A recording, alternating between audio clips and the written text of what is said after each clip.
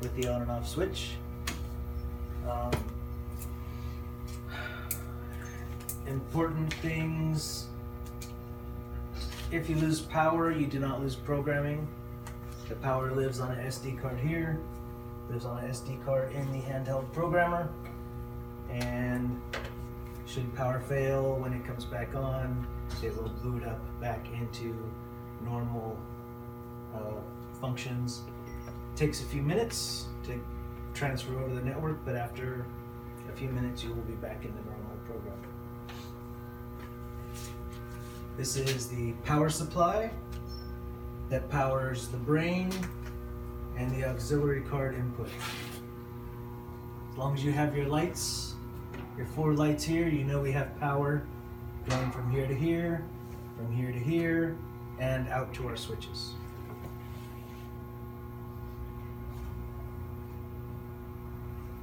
Our switches are on what's called our LumaCan network, which is a digital Cat6 cable. Carries 24 volts down the line, so don't ever cut into this line while everything is plugged in and turned on. Otherwise you can short out the brain or the switches when you short that 24 volts. The program has daylight savings, astronomic time clock built in, so when things are running on the time clock schedule, you do not have to come and change the clock every time daylight savings changes, and you don't have to worry about the seasons. As it gets darker earlier, the panel will accommodate the sunset and sunrise settings via the astronomic time clock. This is our handheld programmer. This is what we use to program the GreenMax system. We have a panel here, and we have a panel in the electric room on the north side. The panels are linked. The entire GreenMax system is linked together via this LumaCan network. Which all that is completely in conduit. This is password protected with the high security password of 1234. Please don't change it, because if at any point another Leviton tech has to come out and nobody is here or available, 1234 is our default password. On off, push it down, let it go, it'll turn on, it'll take some minute to boot up. Hold it down for a couple seconds, it will turn off. It'll tell you on the screen. This is the LumaCan port. So plug in here. Not here. This is an Ethernet port. I only do this now because I had a job site call me where their panel failed. And it was because they plugged it in here and left it plugged in and operating, and it built up errors and errors and errors, and their panel slowly shut down. Yeah. So yes, important, plug in here and plug in here. The green ports are the LumaCan ports. Again, you don't lose programming if you lose power. If anything does ever happen to cause the programming to malfunction, I take a copy of this program with me, I send a copy into Leviton. If anything ever happens, they can send myself or another tech out at any time. Just email the program out, they pop it in, you're back to normal. Haven't had that happen yet, but should it ever happen and your lights start to do funny things, things aren't working, stuff won't come on, there's an override switch in each panel, and you'll have to activate it in both panels. So you can switch it to override and manually turn your relays on, and they will just stay on until such time as you turn them off or take it out of override. That's only for if you absolutely need it. I got a question for you. Yes. So if you were to hit that manual override right now, would those all default one way? Yeah, Randy's here too. Okay. Let's see. That's my question. I don't know. Oh, you didn't know? It doesn't appear to. So sometimes it seems to, and sometimes it doesn't. That's why I tell people right now I have them all in on, so apparently in override it's going to stay in on. We're going to put it back to normal. Sometimes the relays will be off, so if they're, there we go, now it's changing. So it does change. There's a delay in it. So when you're going back into program, you want to make sure you turn them all back on. Make sure they're back on. You'll think it's still broken, but you just got to turn it back on.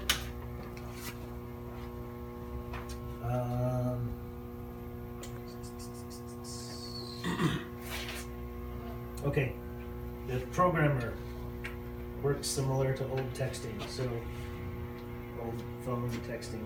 The next button will move you around the screen. This is our home screen. Home button will always take you home. Wouldn't typically want anybody to mess too detailed into the programming because stuff can get messed up pretty quickly. But to make changes to time clock functions and that sort of thing is fairly simple. The number one thing that I tell people in my trainings,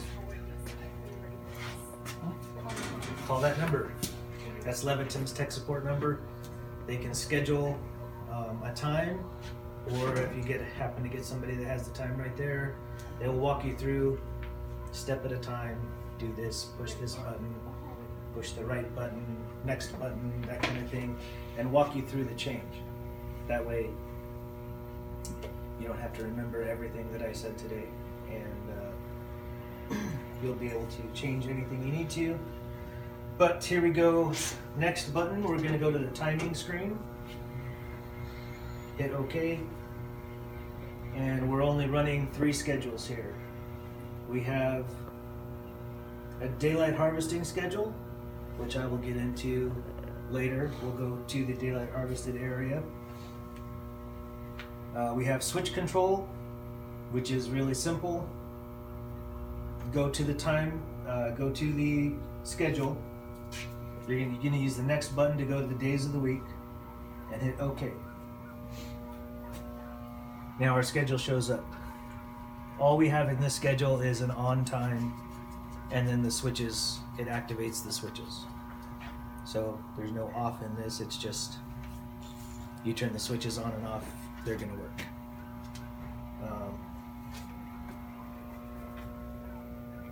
So that's what you got to set up right now. That's how the majority of it's set up. This is basically the programming that I was given. So there's not a lot of time clock functions. So we're going to get out of this one. We're going to go to OK. We'll go to a time clock. We're only running a single time clock for everything that is time clock controlled. And it's sunrise, the lights are going to turn off. At sunset, the lights are going to turn on. This, I believe, is exterior, parking lots, any areas controlled outside of the building, I believe. So they'll be on. Is that on photocell too, or just on No, time? this is astronomic time clock. Oh, astronomic. And the astronomic time clock follows the seasons, does a good job staying with, so as it gets darker, if it gets dark at 4 o'clock, your lights are going to be coming on at 4 o'clock. If it gets dark at 8 o'clock, they're going to be coming on at 8 o'clock.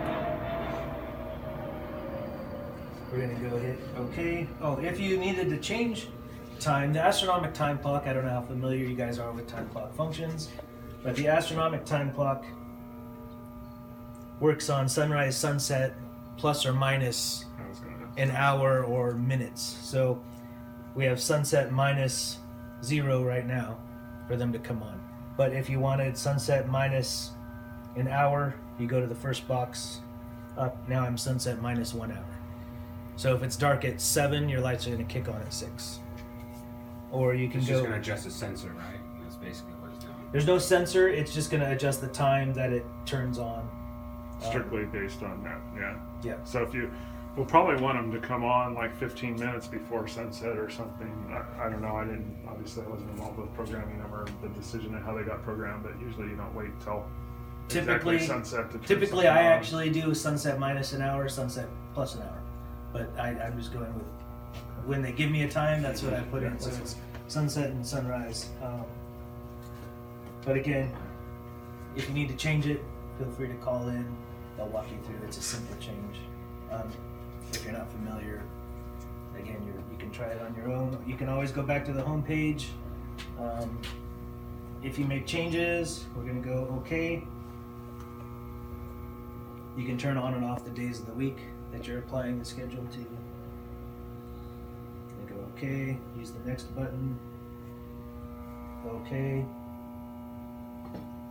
Then we're going to go home. If you've made changes, go to the configure, hit OK, and save configuration. This screen is where you make more detailed changes, as in, I want relay 20 to work on switch address 15, button 1, that kind of thing. We won't mess with that. So typically you don't have to, and in fact, typically you'll never have to mess with anything on it, other than possible time clock variations. In an emergency, we have circuits that are programmed to respond to an emergency input.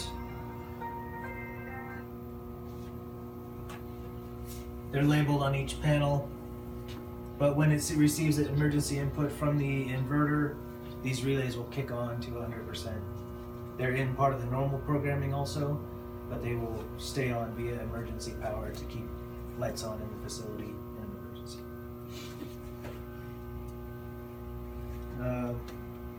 One more thing, if perhaps you're troubleshooting for any reason, or you want to know the state of a relay, the monitor screen will tell you the status of the relays.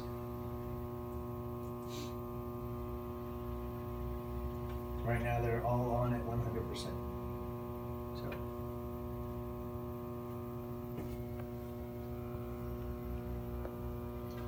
Going back to the emergency circuits real quick, are they tied to anything like the fire alarm system? So if the fire alarm goes off, does it kick on any lights or anything too? No, what happens is there's a phase loss device located in the lighting panels, which senses whether one or multiple phases or the voltage goes down enough, and then those relays will automatically kick on. Okay. So it's just on power ones. All right.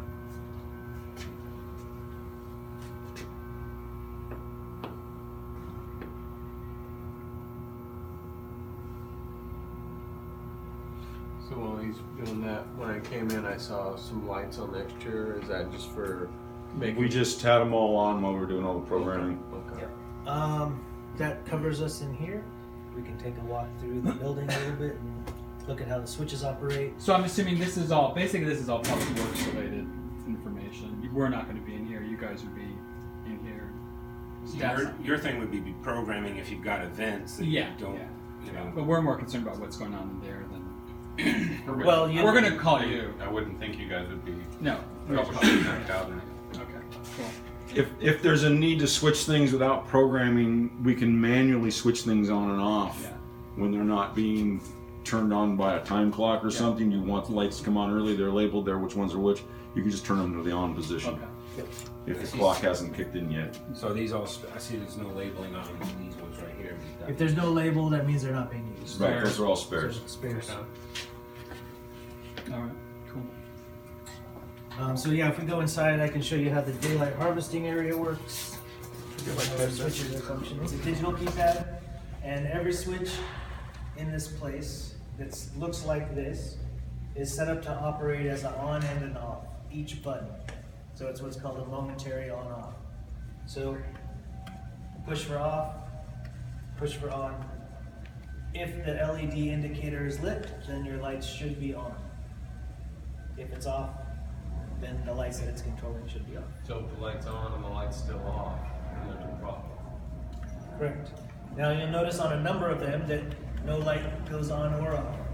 Spare. That means it's not doing anything. It's not programmed to anything.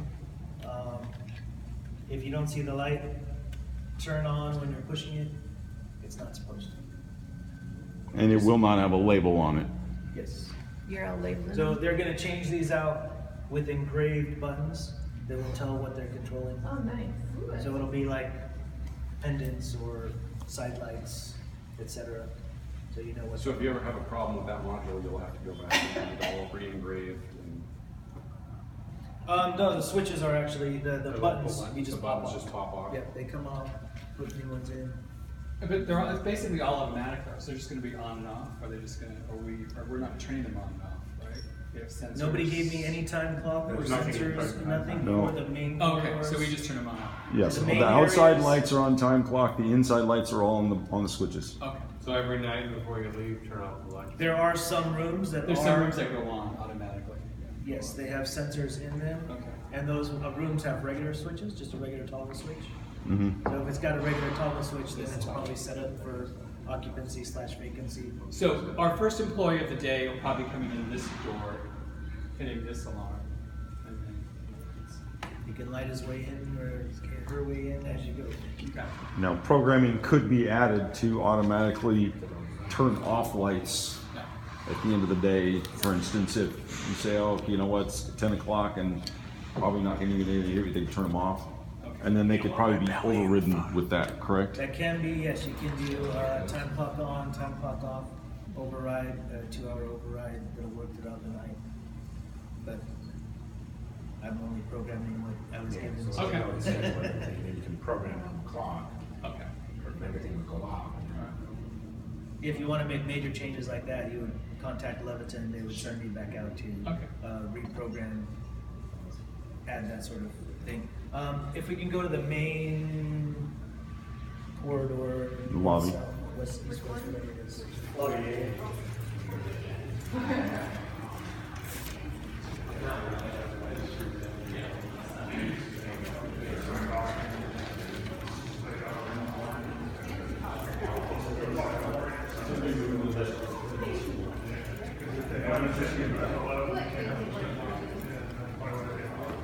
I was thinking probably some buffalo heads and deer heads. How cool would it be? It'd be like that.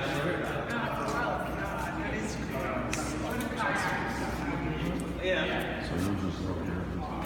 So, where's our photo cell? Yeah, that's what it The only thing that's different in this room is it has what's called daylight harvesting, which means there's a photo cell up here on this side and a photo cell up here on this side. If it gets bright enough during the day, those 4 lights over there may turn off, and these 4 lights over here may turn off based on the photo cell. They basically read the daylight coming into the room, and if it gets to a certain point, those lights will shut off. Because they say, well, you have enough daylight in here, so you don't need the electric light. You won't be able to turn them on with the switch.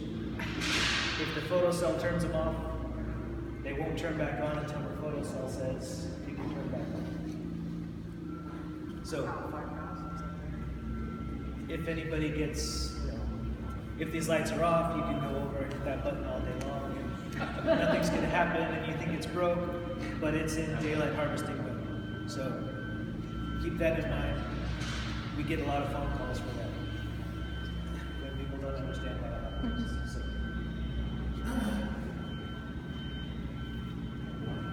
that covers everything that I can think of. Anybody have any questions? We can walk around and show you different switch locations on where everything is, on what turns on. And this whole area right here, including the small room, is controlled by those 3 switches. Okay, so 2 of them control the lobby and the other one controls right here. Yes, they're all going to be labeled. This hallway has 2 switches like that one. One is located here. The other one's located down that hallway as you go outside.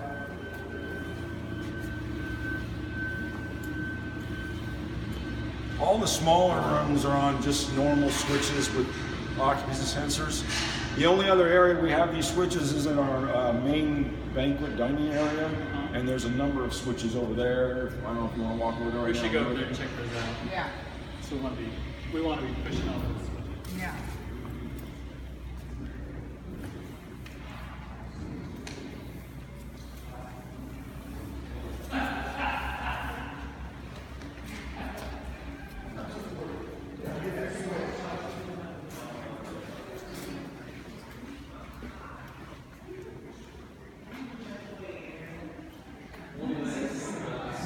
That's where your audio visual system see those things that are all obvious inconsistencies. So that's not meaning there's a couple different low voltage contacts. New one right now. Oh, okay. So this.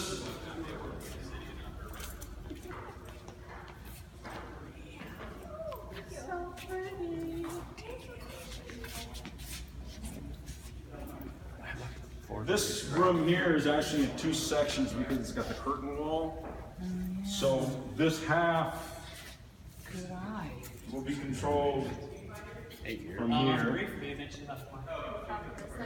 Okay, you can get this one right.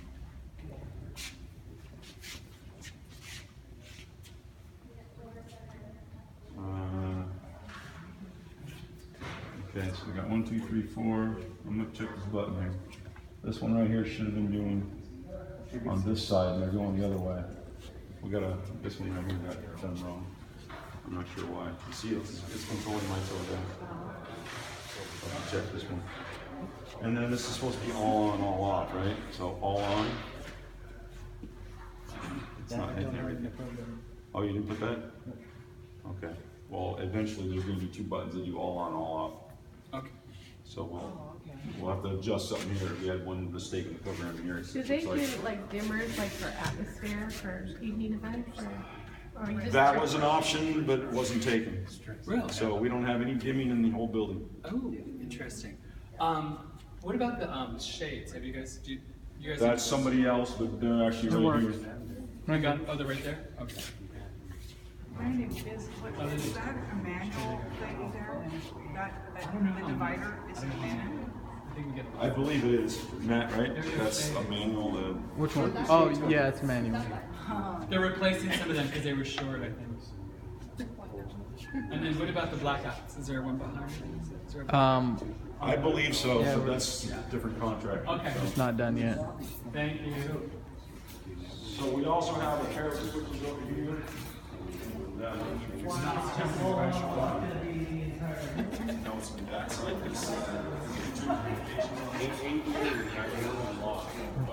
No more queen the curtain. So then we have another location here, which will control this side without controlling the stage. And then, if you're not in this room, but you still want to control the lights, there's one more station in the back in the hallway here.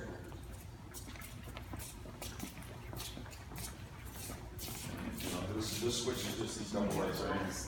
You're good again. I'm serious. I mean, really? No step on that.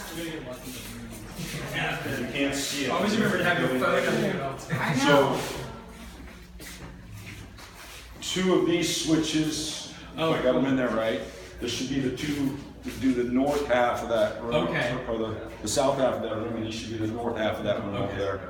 Okay. And they'll have the same functions as the ones that are in there. Nice. Okay. And then there's a similar hallway like this on the other side that just has this on off.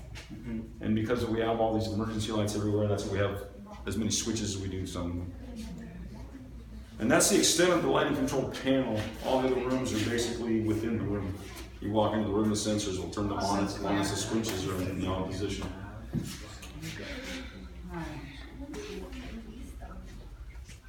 All right. So we're gonna have to go around and check the switches everywhere, make sure North half is they're the right. far side. No. South is